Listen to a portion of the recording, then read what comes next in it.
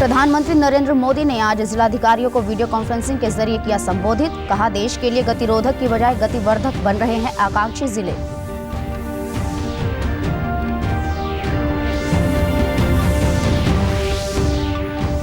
पानीपत से आरंभ किए गए बेटी बचाओ बेटी पढ़ाओ अभियान की 7वीं वर्षगांठ पर प्रदेश भर में आयोजित किए गए कार्यक्रम, अभियान के मिल रहे हैं सकारात्मक परिणाम।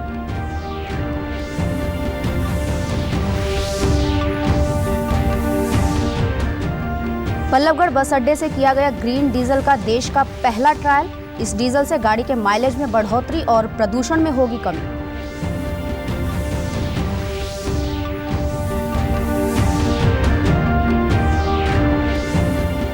और 26 जनवरी को गणतंत्र दिवस समारोह में हरियाणा की झांकी का चयन। खेलों के क्षेत्र में देश का गौरव बढ़ाने वाले प्रदेश के 10 ओलंपियन होंगे शामिल। नमस्कार, मैं ममता रानी। अब समाचार विस्तार से। प्रधानमंत्री नरेंद्र मोदी ने अलग अलग जिलों के जिलाधिकारियों को वीडियो कॉन्फ्रेंसिंग के जरिए संबोधित किया।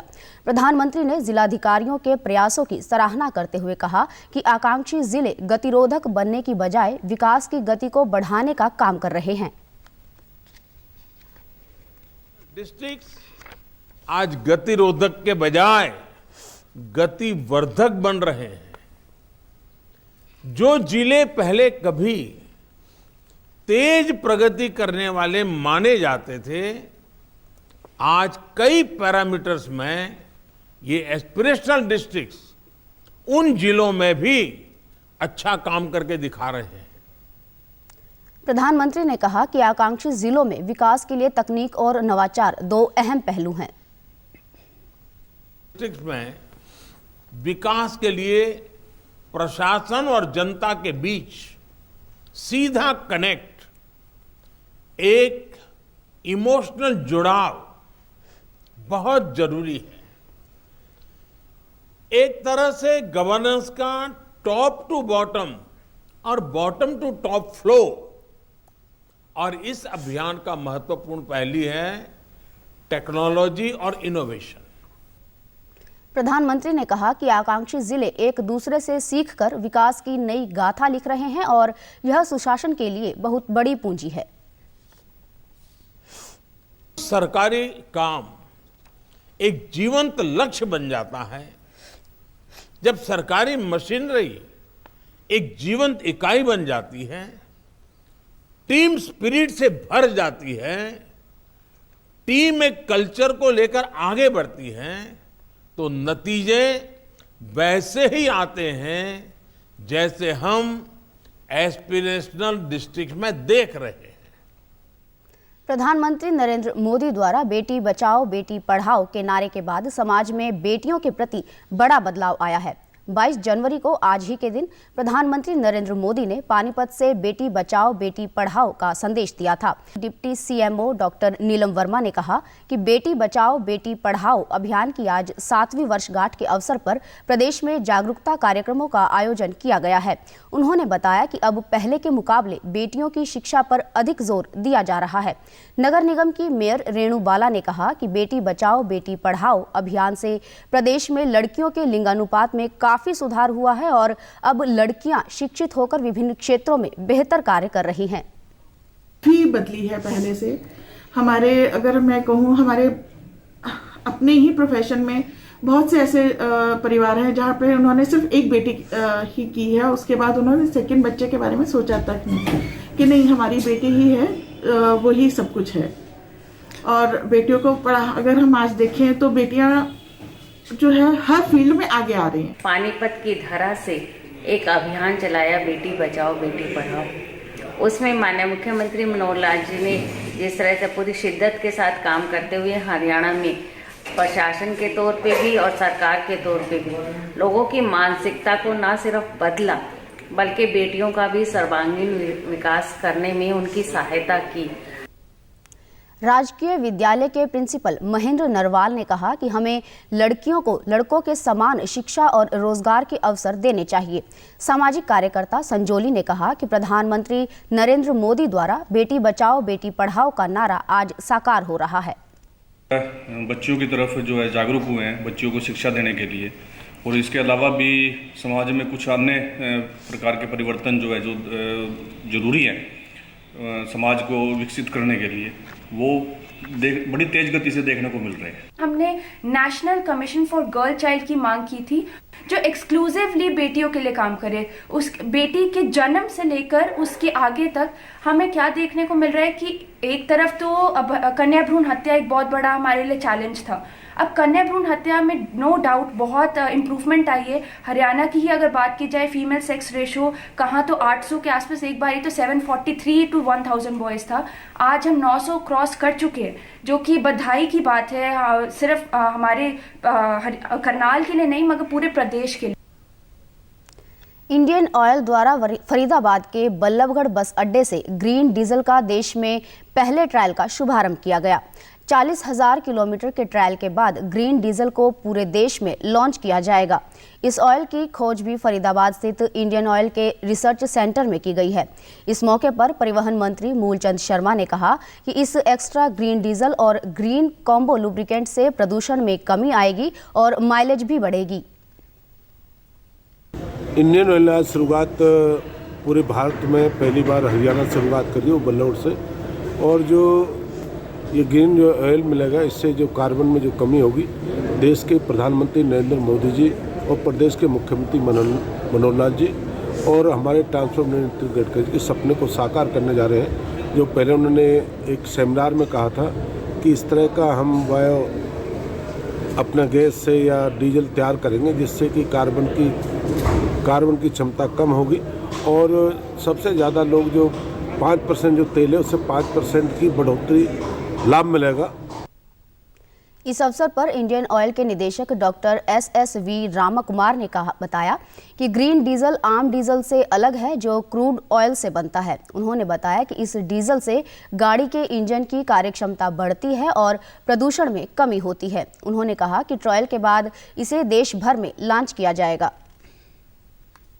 ग्रीन डीजल आम डीजल से थोड़ा सा हटके है।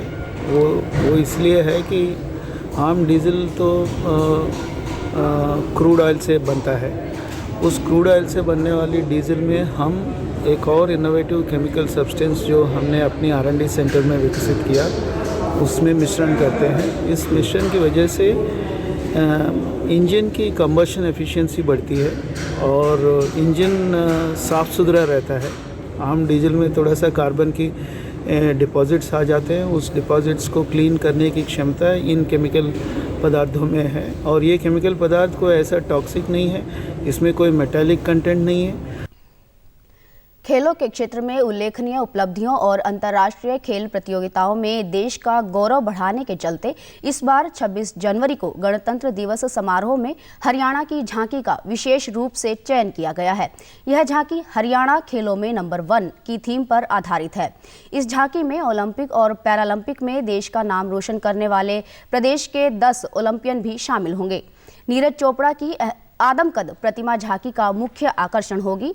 यह झांकी प्रदेश के सूचना जनसंपर्क एवं भाषा विभाग द्वारा तैयार की गई है।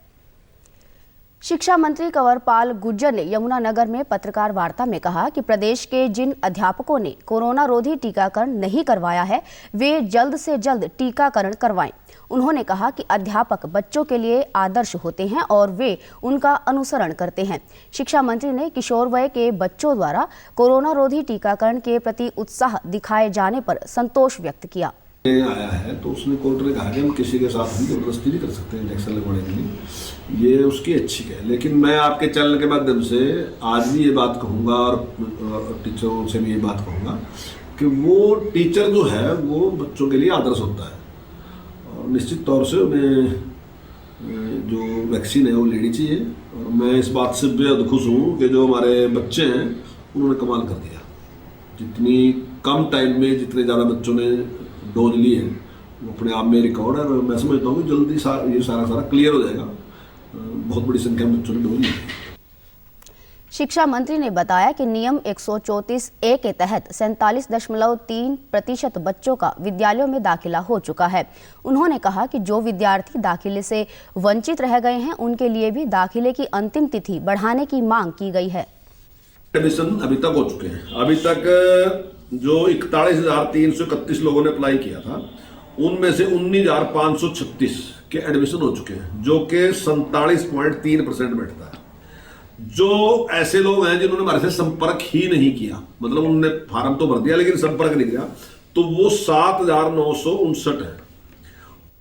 डीडी न्यूज हरियाणा पर देश और प्रदेश से जुड़ी खबरों को विस्तार से जानने के लिए आप हमारे साथ फेसबुक, ट्विटर और यूट्यूब के माध्यम से भी जुड़ सकते हैं। हमसे जुड़ने के लिए आप हमारे सोशल मीडिया हैंडल को भी फॉलो कर सकते हैं। अब आप अपने मोबाइल फोन से QR कोड स्कैन कर हमारे यूट्यूब चैनल पर सीधे पहुंच सकते हैं। प्रसार भारती ने 1 अप्रैल 2022 से 31 मार्च 2023 तक DTH platform free, DD free dish के MPEG फॉर स्लॉट के लिए आवेदन आमंत्रित किए हैं। आवेदन जमा करने की अंतिम तिथि 8 फरवरी 2022 है और इस बारे में अधिक जानकारी प्रसार भारती वेबसाइट या @प्रसार भारती ट्विटर हैंडल पर प्राप्त की जा सकती है। रक्षा मंत्री राजनाथ सिंह ने NCC कैडेट्स के साथ कुछ नया करने के विजन के साथ जीवन में आगे बढ़ने का आह्वान किया है, जिस पर देश को भी गर्व हो। आज NCC कैडेट्स को वीडियो कॉन्फ्रेंसिंग के जरिए संबोधित करते हुए राजनाथ सिंह ने उनसे बड़े सपने देखने, नए और अलग विचार सोचने और अपना रास्ता खुद तय करने को कहा। ये बातें उन्होंने NCC में अदम्य साहस, शौर्य और वीरता के लिए दिए जाने वाले रक्षा मंत्री पुरस्कारों की घोषणा के मौके पर कही। To go ahead in your life with a vision to create something new, to create something of the highest order, that is to create something that makes you successful and also makes our country proud at the same time. And while doing so, work fearlessly with a single-minded purpose to serve the greater good of humanity, while building a better life for yourselves. रक्षा मंत्री ने अपने संबोधन में कहा कि NCC cadets एकता, साहस और अनुशासन के प्रतीक है। उन्होंने कहा कि NCC कैडेट्स में भारत की झलक नजर आती है। यहाँ मिलने वाली सीख जैसे एकता, अनुशासन, सत्यपरायणता, साहस, सद्भाव, बंधुत्व और नेतृत्व जैसे गुण हमेशा से हमारे देश में मार्गदर्शक गुण रहे हैं। प्रधानमंत्री नरेंद्र मोदी इस महीने की 24 तारीख को प्रधानमंत्री राष्ट्रीय बाल पुरस्कार विजेताओं से वीडियो कॉन्फ्रेंस के माध्यम से बातचीत करेंगे। समारोह के दौरान प्रधानमंत्री इस वर्ष के विजेताओं को ब्लॉकचेन प्रौद्योगिकी का उपयोग करते हुए डिजिटल प्रमाण पत्र देंगे। पिछले वर्ष के विजेताओं को भी प्रमाण पत्र दिए जाएंगे, जिन्हें कोविड स्थिति के कारण सर्टिफिकेट नहीं दिए जा सके थे। महिला और बाल विकास मंत्रालय ने बताया कि प्रधानमंत्री राष्ट्रीय बाल पुरस्कार प्रमाण पत्र देने के लिए पहली बार ब्लॉकचेन प्रौद्योगिकी का उपयोग किया जा रहा है। अंत में इस बुलेटिन के मुख्य समाचार एक बार फिर। प्रधानमंत्री नरेंद्र मोदी ने आज जिलाधिकारियों को वीडियो कॉन्फ्रेंसिंग के जरिए किया संबोधित। कहा, देश के लिए गतिरोधक की बजाय गतिवर्धक बन रहे हैं आकांक्षी जिले।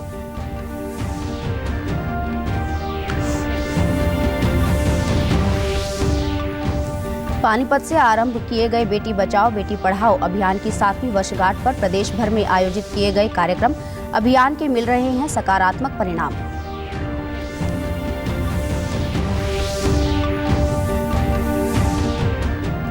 बल्लभगढ़ बस अड्डे से किया गया ग्रीन डीजल का देश का पहला ट्रायल। इस डीजल से गाड़ी के माइलेज में बढ़ोतरी और प्रदूषण में होगी कमी।